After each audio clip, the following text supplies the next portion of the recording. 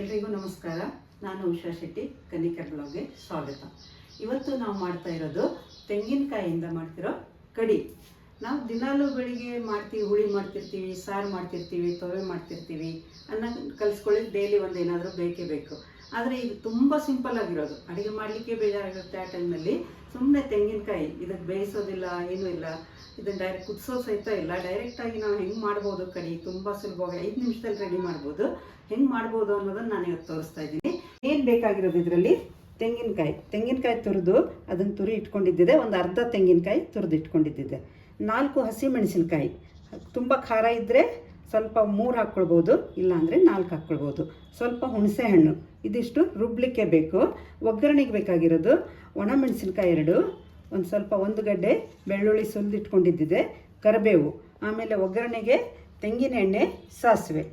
ಇದರ ನಂತರ ಕಡಿಗೆ ಹಾಕಬೇಕಾಗಿರೋದು ಸ್ವಲ್ಪ ಸಕ್ಕರೆ ಮತ್ತು ಉಪ್ಪು, ಗ್ರೈಂಡ್ ಮಾಡಲಿಕ್ಕೆ ನೀರು. ಈಗ ಮಾಡುವ ವಿಧಾನ. ಈಗ ಮೊದಲಿಗೆ ಗ್ಯಾಸ್ ಆನ್ ಮಾಡ್ಕೊಳ್ಳಿ. ಈ ಹಸಿ ಮೆಣಸಿನಕಾಯಿನ ತವಾನಲ್ಲಿ ಫ್ರೈ ಮಾಡಬಾರ್ದು, ಇದನ್ನು ಡೈರೆಕ್ಟಾಗಿ ಈಗ ಗ್ಯಾಸ್ ಸ್ಟವ್ ಮೇಲೇ ಸ್ವಲ್ಪ 1 ನಿಮಿಷ ಫ್ರೈ ಮಾಡ್ಕೊಳ್ಬೇಕು. ಇದು ಚಟಪಟ ಅನ್ನುತ್ತೆ, ತುಂಬಾ ಫ್ರೈ ಆಗಬಾರ್ದು, ಕಪ್ಪಾಗುತ್ತೆ. ಸ್ವಲ್ಪ ಇದನ್ನು ಗ್ಯಾಸ್ ಸ್ಟವ್ ಮೇಲೆ ಫ್ರೈ ಮಾಡ್ಕೊಳ್ಳಿ. ನೋಡಿ, ಮೆಣಸಿನಕಾಯಿ ಸ್ವಲ್ಪ ಫ್ರೈ ಆಗಿದೆ, ಇಷ್ಟಾದರೆ ಸಾಕು. ಈಗ ಈ ಮೆಣಸಿನಕಾಯಿಗಳನ್ನ ನಾವು ತಟ್ಟೆಯಲ್ಲಿ ತೆಗೆದಿಟ್ಕೊಂಡಿದ್ದೀನಿ. ಇದನ್ನು ಎಣ್ಣೆಯಲ್ಲಿ ಫ್ರೈ ಮಾಡಬಾರ್ದು, ಯಾಕಂದರೆ ಒಲೆ ಮೇಲೆ ಫ್ರೈ ಮಾಡಿದಾಗ ಇದರ ಸ್ಮೆಲ್ ಒಂಥರ ಚೆನ್ನಾಗಿರುತ್ತೆ. ಹಸಿ ಮೆಣಸಿನಕಾಯಿನ ಈ ರೀತಿಯಾಗಿ ಫ್ರೈ ಮಾಡಿ ಹಾಕಿದಾಗ ಈವನ್ ಚಟ್ನಿಗಾದರೂ ಈ ರೀತಿಯಾಗಿ ಹಾಕ್ಕೊಳ್ಬೋದು.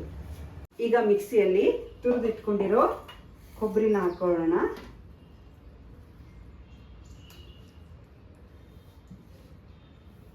ಅದರ ಜೊತೆಗೆ ಹುಣಸೆ ಹಣ್ಣು, ಅದರ ಜೊತೆಗೆ ಈ ಹಸಿಮೆಣಸಿನಕಾಯಿ ತೊಟ್ಟು ತೆಗೆದು ಹಾಕ್ಕೊಳ್ಳಿ.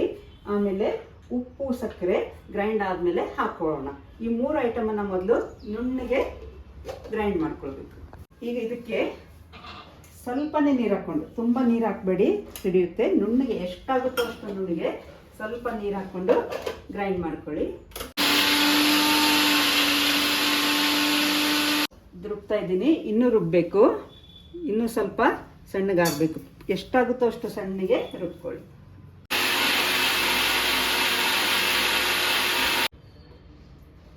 ಈಗ ನುಣ್ಣಗೆ ರುಬ್ಕೊಂಡಿದ್ದೀನಿ, ಎಷ್ಟು ನುಣ್ಣಗಾಗುತ್ತೋ ಅಷ್ಟು ರುಬ್ಕೊಂಡು ಇದನ್ನು ಪಾತ್ರೆಗೆ ಹಾಕ್ಕೊಳ್ಳೋಣ. ಈಗ ಪಾತ್ರೆಗೆ ಹಾಕ್ಕೊಳ್ಳೋಣ. ಸಣ್ಣಗೆ ರುಬ್ಕೊಂಡಿದ್ದಿದೆ.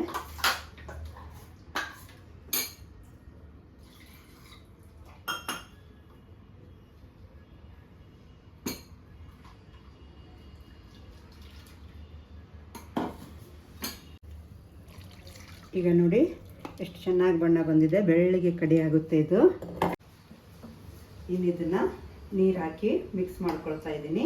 ಇದಕ್ಕೆ ಒಂದು ಅರ್ಧ ಚಮಚದಷ್ಟು, ಸ್ವಲ್ಪ ತುಂಬ ಹೆಚ್ಚು ಹಾಕಬಾರ್ದು, ಸ್ವಲ್ಪನೇ ಸಕ್ಕರೆ ರುಚಿಗೆ ಅಷ್ಟೇ, ಆಮೇಲೆ ಉಪ್ಪು ರುಚಿಗೆ ತಕ್ಕಷ್ಟು ಉಪ್ಪು, ಇಷ್ಟು ಹಾಕ್ಕೊಂಡಿರ್ತೀನಿ. ಕಡಿಮೆ ಅನಿಸಿದರೆ ಮತ್ತೆ ಹಾಕ್ಕೊಳ್ಬೋದು. ಚೆನ್ನಾಗಿ ಮಿಕ್ಸ್ ಮಾಡಿ. ಇಷ್ಟು ಗಟ್ಟಿಯಾಗಿದೆ, ಇನ್ನೊಂದು ಸ್ವಲ್ಪ ತೆಳು ಮಾಡಿದರೂ ಪರವಾಗಿಲ್ಲ. ಇಷ್ಟು ಈ ಕಡಿ ರೆಡಿಯಾಗಿದೆ. ಅನ್ನದ ಜೊತೆ ತುಂಬ ಚೆನ್ನಾಗಿರುತ್ತೆ. ಇದಕ್ಕೆ ಫೈನಲಿ ನಾವು ಕೊಡಬೇಕಾಗಿರುತ್ತೆ ಈಗ ಒಗ್ಗರಣೆ ಯಾವ ರೀತಿ ಮಾಡಬೇಕು ಅನ್ನೋದನ್ನು ನಿಮಗೆ ಹೇಳ್ಕೊಡ್ತೀನಿ. ಇದನ್ನು ಬಾಯ್ಲ್ ಮಾಡೋಂಗಿಲ್ಲ, ಏನೂ ಇಲ್ಲ, ಇದು ಹೀಗೆ ಹಸಿದೇ ಇರುತ್ತೆ. ಒಗ್ಗರಣೆ ಒಂದು ಹಾಕಿದರೆ ಆಯಿತು. ಈಗ ಒಗ್ಗರಣೆಗೆ ಇಡ್ತಾ ಇದ್ದೀನಿ. ಇಲ್ಲಿ ಒಗ್ಗರಣೆಗೆ ತೆಂಗಿನ ಎಣ್ಣೆ ಒಂದು 2-2 ಚಮಚ ತೆಂಗಿನ ಎಣ್ಣೆ ಹಾಕ್ಕೊಂಡಿದ್ದಿದೆ. ಈಗ ಬೆಳ್ಳುಳ್ಳಿನ ಜಜ್ಕೊಳ್ತಿದ್ದೀನಿ. ಇಷ್ಟು ಜಜ್ಕೊಂಡ್ರೆ ಸಾಕು, ಬೆಳ್ಳುಳ್ಳಿ ಜಜ್ಕೊಂಡಾಯಿತು.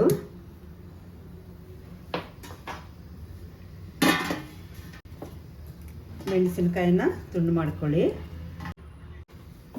ಎಣ್ಣೆ ಕಾಯ್ದಿದೆ.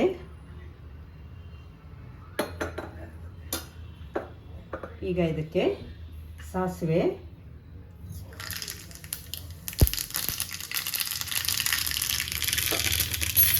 ಚಟಪಟ ಅಂತು. ಈಗ ಅದಕ್ಕೆ ಬೆಳ್ಳುಳ್ಳಿ ಸ್ವಲ್ಪ ಫ್ರೈ ಆದ ತಕ್ಷಣ ಕೆಂಪು ಮೆಣಸಿನಕಾಯಿ, ಅದರ ಮೇಲೆ ಕರಿಬೇವು, ಈಗ ಕರಿಬೇವು ಹಾಕಿ ಮಿಕ್ಸ್ ಮಾಡ್ತಿದ್ದೀನಿ. ಒಗ್ಗರಣೆ ತುಂಬ ಹೊತ್ತಬಾರ್ದು, ಇಷ್ಟಾದರೆ ಸಾಕು, ಚಟಪಟ ಆಗ್ತದೆ. ಇನ್ನು ಈ ಒಗ್ಗರಣೆನ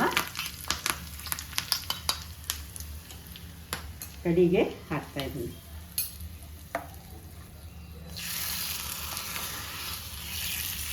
ಒಗ್ಗರಣೆಯನ್ನು ಇದರೊಳಗೆ ಮಿಕ್ಸ್ ಮಾಡಿಬಿಡಿ. ಈಗ ಇದಕ್ಕೆ ಉಪ್ಪು ನೋಡಿಕೊಂಡು ಸ್ವಲ್ಪ ಉಪ್ಪು, ಖಾರ, ಹುಳಿ ಎಲ್ಲ ಚೆನ್ನಾಗಿದ್ದರೆ ಅನ್ನಕ್ಕೆ ತುಂಬ ಟೇಸ್ಟಿಯಾಗಿರುತ್ತೆ. ಇಷ್ಟು ಮಿಕ್ಸ್ ಮಾಡ್ಕೊಂಡು ಬಿಟ್ಟರೆ ಆಯಿತು, ಕಡಿ ರೆಡಿ ಆಯಿತು. ಊಟಕ್ಕೆ ಈ ಕಡಿನ ನಾವು ಸರ್ವ್ ಮಾಡ್ಬೋದು. ಕೇವಲ 5 ನಿಮಿಷದಲ್ಲಿ ಮಾಡಿರೋಂಥ ತೆಂಗಿನಕಾಯಿ ಕಡಿ ರೆಡಿಯಾಗಿದೆ. ಇದನ್ನು ಅನ್ನದ ಜೊತೆಗೆ ಕಲಿಸ್ಕೊಂಡು ಪಲ್ಯನೋ ಇಲ್ಲಾಂದರೆ ಬದನೆಕಾಯಿ ಕಪ್ಪ ಮಾಡ್ಬೋದು, ಬಟಾಟೆ ಕಪ್ಪ ಮಾಡ್ಬೋದು, ಅದ್ರ ಜೊತೆಗೆ ಊಟ ಮಾಡಿದಾಗ ತುಂಬ ಚೆನ್ನಾಗಿರುತ್ತೆ. ನಾನ್ ವೆಜಿಟೇರಿಯನ್ಸ್ ಆದರೆ ಈ ಕಡಿನ ಡ್ರೈ ಚಿಕನ್ನು ಇಲ್ಲಾಂದರೆ ಫಿಶ್ ಫ್ರೈ ಇದ್ರ ಜೊತೆ ಮಾತ್ರ ತುಂಬಾ ಸೂಪರ್ ಆಗಿರುತ್ತೆ. ನೀವು ಒಂದ್ಸಲ ಇದನ್ನು ಮಾಡಿ, ನಿಮಗೆ ಖಂಡಿತ ಇಷ್ಟ ಆಗುತ್ತೆ. ನೀವೊಂದ್ಸಲ ಟ್ರೈ ಮಾಡಿ ನಿಮ್ಮ ಅಭಿಪ್ರಾಯ ತಿಳಿಸಿ. ಈ ವಿಡಿಯೋ ಇಷ್ಟ ಆದರೆ ಲೈಕ್ ಮಾಡಿ, ಶೇರ್ ಮಾಡಿ, ಕಾಮೆಂಟ್ ಮಾಡಿ, ಸಬ್ಸ್ಕ್ರೈಬ್ ಮಾಡಿ. Thank you.